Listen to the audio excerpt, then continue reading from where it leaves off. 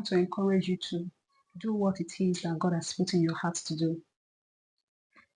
If you know what God has asked you to do, go ahead and do it. And stop trying to get a lot of people to agree with you before you step out and do what it is that God has put in your heart to do. Because most of the time, people will not agree. But you don't have to let it bother you because God did not speak to them. You are the one that God spoke to. God spoke to you, not them. So you have to do what it is that you know that God has asked you to do. You know, my son came back home the other day with his homework, his mathematics homework. So he was calling me. He was saying, Mommy, come and help me with my homework. And I was busy. So I told him to wait, that I'm coming.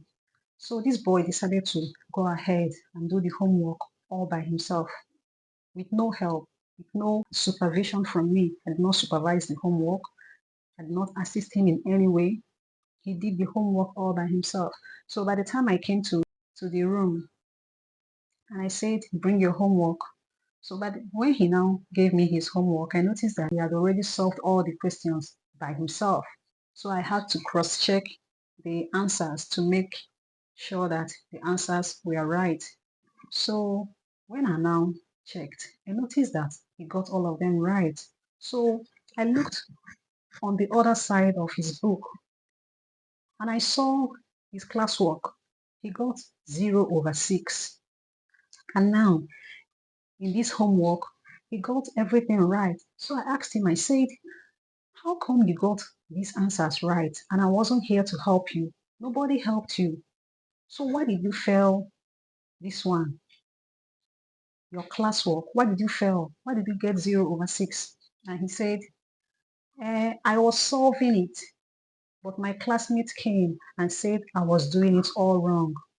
So I had to listen to what my classmate said, and I solved it the way my classmate asked me to solve it.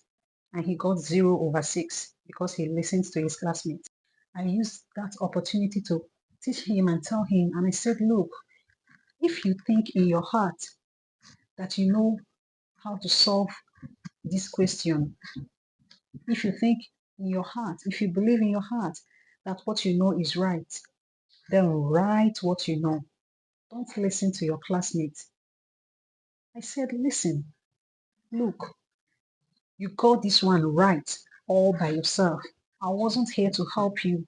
You solved this. You got everything right. Here, you got 0/6 because you listened to your classmates. So I told him and I said, next time, write what you know. So as I was thinking about it, God started using that to speak to my heart. That is the way most of us know the right thing to do. That is exactly the way that most of us know the thing that God has asked us to do.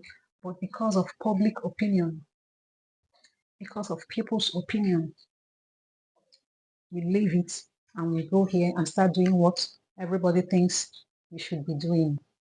This is what God has asked you to do. This is what people think you should do. And you go and start doing what people think you should do. Start doing what it is that God has asked you to do. Do it because God said to do it. And forget about what the people think. You don't have to get 0/6 in life, you know. That would be terrible. You don't need to score 0 in life because you are trying to please everybody. You are trying to do what everybody thinks you should be doing. Listen to your heart and do what you feel God is asking you to do. Start doing things that you believe in your heart that God has told you to do. Okay? So start listening to your heart. Start believing those desires that you have in your heart and start going after them. Don't worry about what people will say because people are people and people will still talk. People will still talk. All right? So go ahead and follow the desires in your heart. Do the things that God has put in your heart to do. All right? Thank you so much for watching this video. Please subscribe and I will see you in my next video.